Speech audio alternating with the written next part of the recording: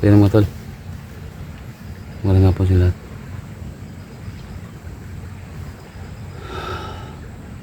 Nagtaka lang ako mga tol dahil dito po ako dinala ng aking mga paa.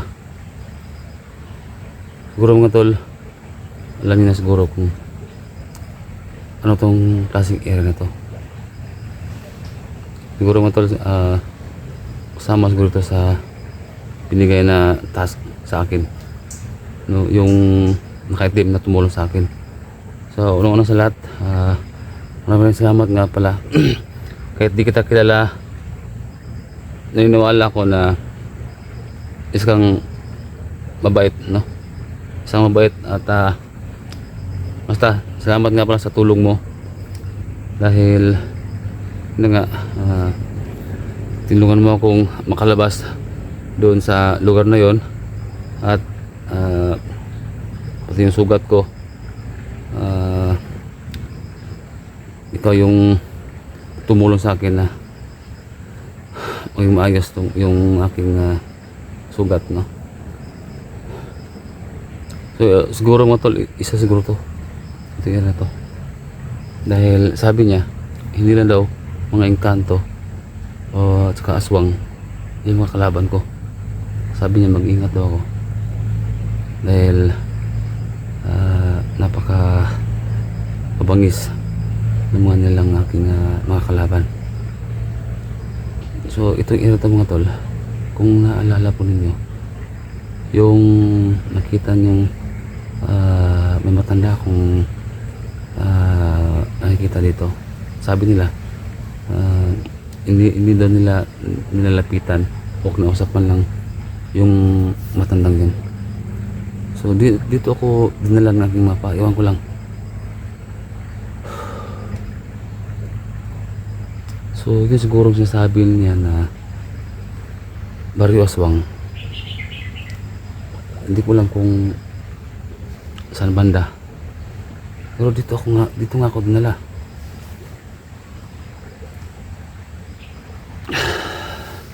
So pupunta natin yung bahay na yun. So isa to sa task na binigay sa akin. Siguro ito yung una na matutulungan ko ano kang nangyayari dahil bibigyan niya ako ng agimat na walang kamatayan. So siyempre naniniwala ko mga tol dahil di ba ginamot niya yung aking sugat, nalabas niya ako dun sa area na yun.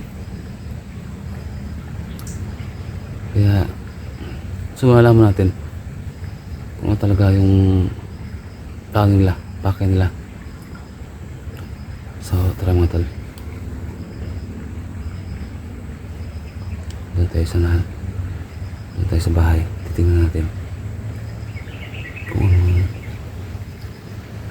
makikita natin doon kung andyan ba yung matanda. Tara.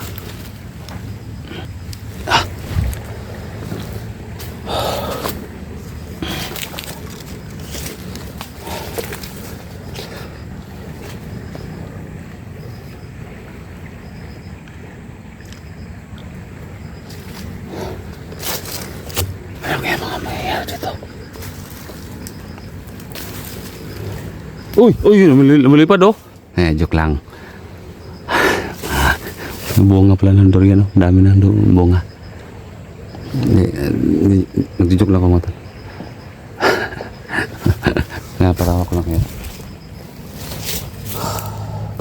Kasi mga tol, di natin dapat seryosohin. Dahil pati ako ngayon, nakabahan ako.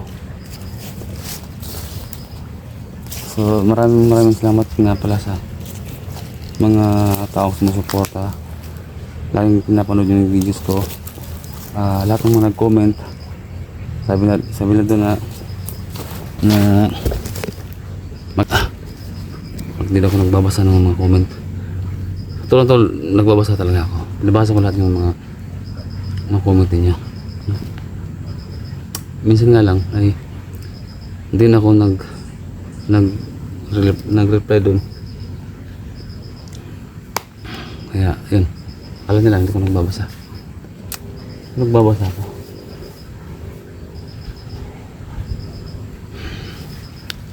So di kalayo dito mga tol yung bahay ng nasabi lang isang aswang, matandang aswang.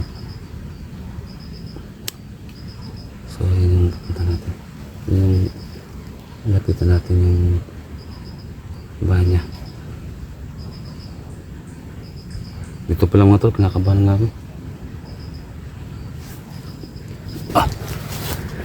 Yung bahay.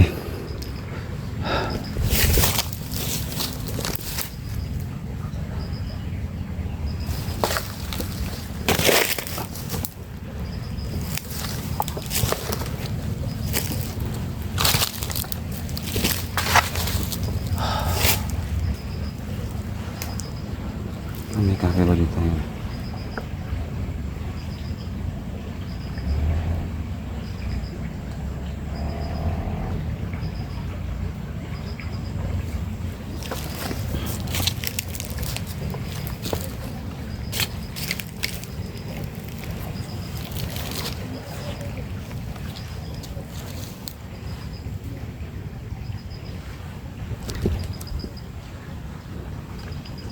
Yan mga talo. Yan bahay. Yan ang matanda.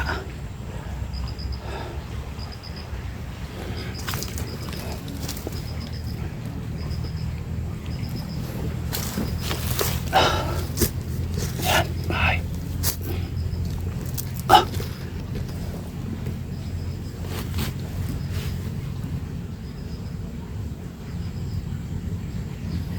Parang walang tao siguro mo tol.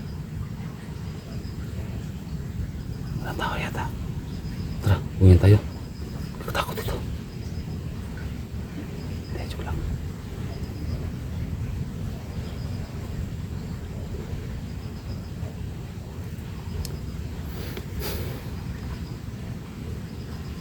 Kaya pupunta pa nga ako dito, no? Diba? Dapat din ako pupunta dito.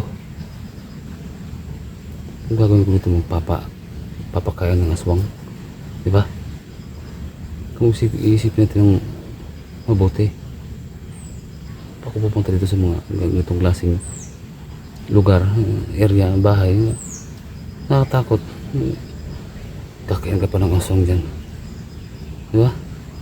Pero may binigay sa atin na task para makuha natin yung gusto natin makuha, yung sasabi ng hindi mataw lang kamatayan. Kaya wala tayong magagawa, di ba? Eh, ba't pa natin di papahamag yung sarili natin dito? Alam naman natin na sobrang nakatakot, di ba?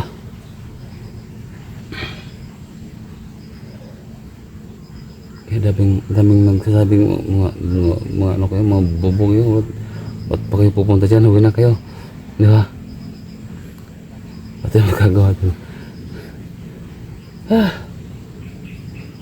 Tsaka ito, hindi kami makakasilo sa YouTube kung hindi kami susuong sa mga delikadong lugar, di ba? Yun lang. Isa yan sa purpose na bakit kami binablog namin yung ganito, ganyan, di ba? So isa yan sa purpose. Kahit na delikado, sinusuong namin, di ba? Mga tangalam. Parang mga tangalam. Pero napasin ko lang mga tol, ang daming mga dahon. Hindi, siyempre maraming kahoy, di ba?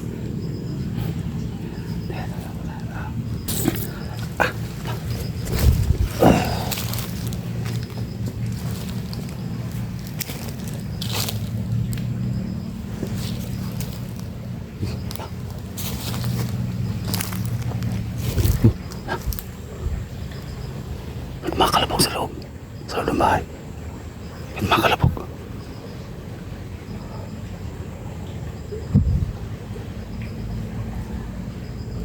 Makalabog.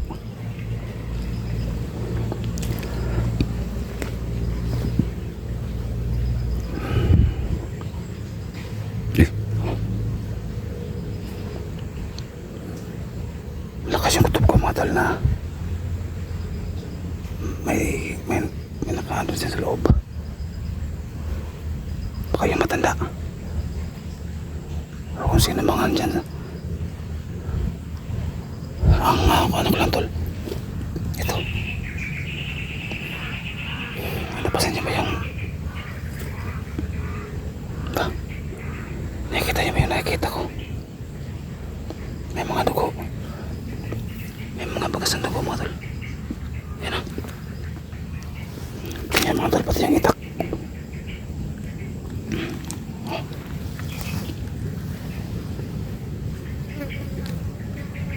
Ito. Yan. Bakit na nangyari ito?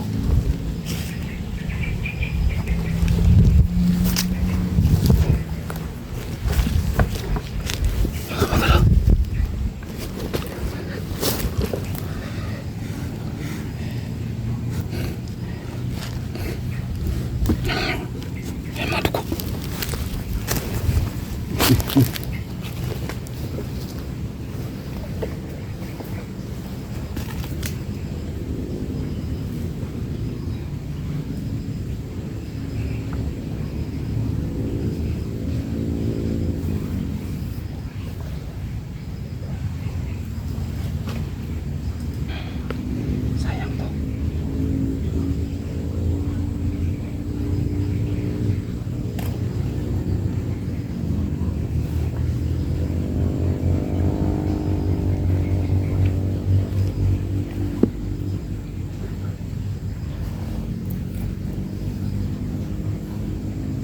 Tulan ko po.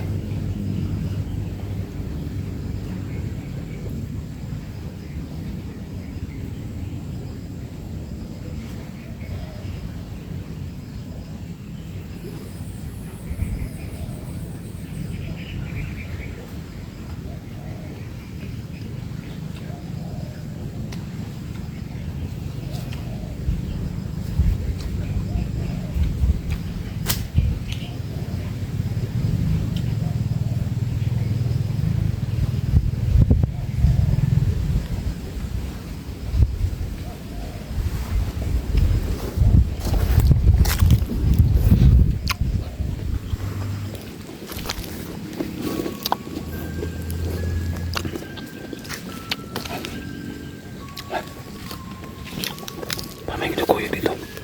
Oh.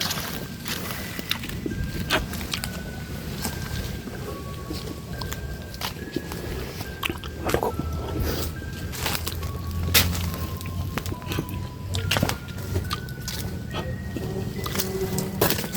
Ito.